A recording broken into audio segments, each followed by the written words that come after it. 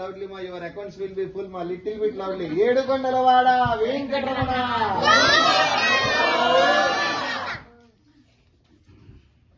దాదాపు అర్థమైపోతుంది కదమ్మా. షూరేనా? మా కంగారు పడకండి, కూర్చోండి. హాయ్ కూర్చోండి, లేవకండి వ్రతం మధ్యలో. కాళ్ళు నొప్ప పర్లేదు. అయితే అండి, మా all are listening the stories మా. But it will be little bit difficult to understand. I don't know mostly Tamil, so I am telling in Telugu only. So వీళ్ళంతా ఒక అరణ్యంలో కూర్చొని తపస్సు చేస్తూ ఉన్నారని చెప్పాను కదా. తెలుగు వాళ్ళంతా ఇక్కడే ఉన్నారు కదా. ఏ అరణ్యం అండి? అరణ్యం పేరేంటి? నైమిషారణ్యం. బాగా చెప్తున్నారు, షార్ప్గా ఉన్నారు మీరు, వెనకున్నారు. అయితే అమ్మా, వీళ్ళంతా నైమిషారణ్యంలో తపస్సు చేస్తుంటే ఒక మహాముని వచ్చాడు. వీళ్ళకి తపస్సు చేస్తున్న వాళ్ళందరికీ దర్శనమిచ్చాడు అని చెప్పాను. ఆ మహాముని పేరేదో చెప్పానమ్మా, సూత మహాముని. మామగారు చెప్పారు, 100 మార్కులు వచ్చినాయి మామగారికి. ఆహాహా, బాగా చెప్తున్నారండి.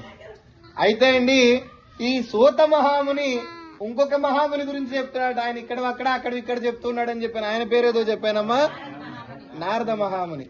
అలాంటి నారద మహాముని వైకుంఠానికి వచ్చాడట. మరి మన కష్టాలన్నీ పోగొట్టడానికి స్వామిని అడుగుదాం కదా అని వైకుంఠాన 2 ద్వారపాలకుల్ని చూసి దండం పెట్టాట. వాళ్ళిద్దరు పేర్లు ఏవో చెప్పానమ్మా.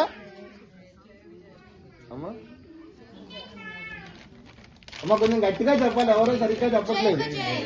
జయ విజయుల. ఆ జయ విజయుల్ని దండం పెట్టారట. ఇంకా లోపలికి వెళ్తే స్వామివారు ఎక్కడో పడుకొని ఉన్నారు. ఎక్కడ పడుకొని ఉన్నారమ్మా? పాల సముద్రంలో పడుకొని ఉన్నారు. దేని మీద పడుకొని ఉన్నారమ్మా? ఆహాహా, అక్కడ చూడండి. వాళ్ళు చెప్తున్నారు, మీరు చెప్పట్లేదు.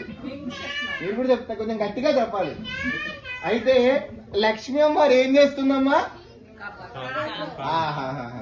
మీరు కూడా బాగా చెప్తున్నారమ్మా. పాద సేవ చేస్తున్నారు, రోజు చేస్తున్నారు. మామగారు చూడండి ఎట్లా ఉన్నారు, డైలీ డూయింగ్ మా. సో మీరంతా ఇక్కడే ఉన్నారని నాకు అర్థమైంది. ఏంటంటే అందరూ బాగానే చెప్తున్నారమ్మా.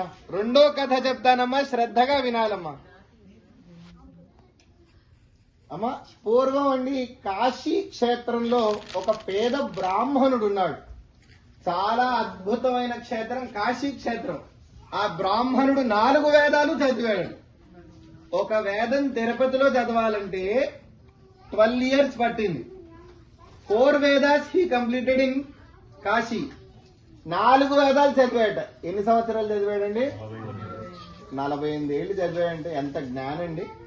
ఎన్ని పిహెచ్డీలు చేసి ఉంటాడండి. అవునా? అన్నీ ఉన్నాయట, కానీ లక్ష్మీ అనుగ్రహం లేదట. ఫుల్ నాలెడ్జ్డ్ పర్సన్ అట, కానీ లక్ష్మీ అనుగ్రహం లేక రోజు ఇంటింటికి వెళ్లి భిక్షాటన చేస్తారు. పూర్వం బ్రాహ్మణులంతా భిక్షాటనే చేసేవారు. వేదం చదువుకోవడం, దైవారాధన చేయడం, భిక్షాటన చేయడం. ఆ భిక్షలో వచ్చిన దాన్ని వండి దేవుడికే నైవేద్యం పెట్టి అదే ప్రసాదం లాగా తినేవాడట ఈ బ్రాహ్మణుడు. రోజు భిక్షకెళ్ళాడు, బానే ఉంది.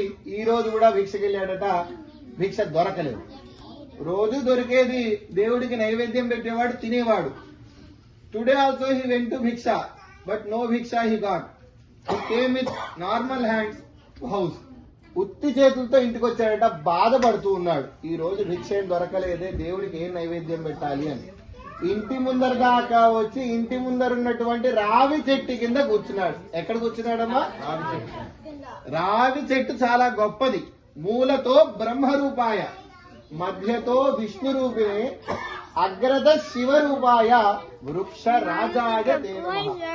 రావి చెట్టు మూలలో బ్రహ్మదేవుడు ఉంటాడట, మధ్య కాండమున విష్ణుమూర్తి ఉంటాడు, ఆకులలో శివుడు ఉంటాడు. త్రిమూర్తిల స్వరూపమైనటువంటి రావి చెట్టు కింద కూర్చొని ఎవరు బాధపడుతున్నారమ్మా? బ్రాహ్మణుడు బాధపడుతున్నాడు. ఏమని బాధపడుతున్నాడమ్మా? తినడానికి ఏం దొరకలేదని కాదట, దేవుడికి నైవేద్యం పెట్టడానికి ఏం లేదే అని బాధపడుతున్నాడు. అలా బాధపడుతున్నటువంటి యొక్క బ్రాహ్మణోత్తముణ్ణి భగవంతుడు చూశాడట. ఆయన ఉండలేకపోయాడట. అరే వీడు నాకు నైవేద్యం పెట్టడానికి ఏం లేదని బాధపడుతున్నాడా, వీడికి నేను మోక్షాన్ని ఇస్తాను అన్నాడట.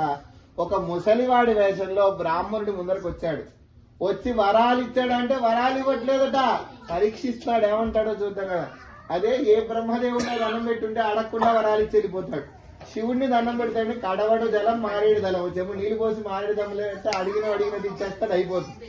శ్రీ మహావిష్ణువు తొందరగా ఇవ్వడట. అట్లా వీడి వరం తీసుకోవడానికి అర్హుడా కాదా అన్ని విధాల ప్రశ్నలన్నీ వేసి అన్ని విధాల పరీక్షలన్నీ చేసి వరం ఇస్తాడట. అలా ఈ బ్రాహ్మణోత్తముని పరీక్షిద్దాం కదా, నాయన నాకు ఆకలి వేస్తుంది ఏమైనా ఉంటే పెట్టమన్నాడు. ఆ బ్రాహ్మణుడి భిక్ష దొరికిందా?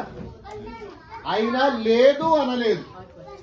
ఎప్పుడైతే నోట్లోంచి లేదు అంటామో దరిద్రం అప్పుడే మొదలవుతుందట. అందుకే లేదు అనకుండా ఇంటికి తీసుకొని వచ్చాడట బ్రాహ్మణుడు ఆ వృద్ధుడిని.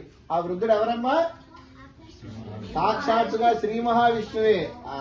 మీరు చెప్తున్నారు 100 మార్కులు బాగా చెప్తున్నారు. అయితే లేదు అని అనేవాళ్ళు కాదు. పూర్వం కూడా ఇంట్లో ఏమన్నా అయిపోయినా లేదు అనరు. ఏమంటారమ్మా? లేదు అనరు, ఏదో అంటారు, నిండుకుంది అంటారు. బాగా చెప్పారు. ఎప్పుడూ లేదు అన్న మాట నోట్లోంచి రాకూడదట.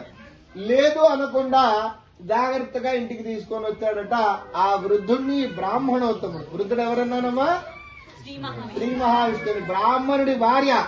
ఆహా, ఇంటికి ఎవరో అతిథి వచ్చాడు అని ఒక చెమ్ముడు నీళ్లు తీసుకొచ్చింది, కాళ్ళు కడిగిన ఆ నీళ్ళని తల మీద చల్లుకుంది.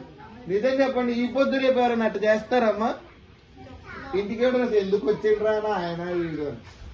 ఆ కాలంలో అసలు ఇంటికి ఎవరైనా వస్తే సాక్షాత్తుగా దేవుడే వచ్చాడు అని చెప్పి ఆతిథ్యం ఇచ్చేవారు. అందుకే అతిథి దేవో భవ అంటారు.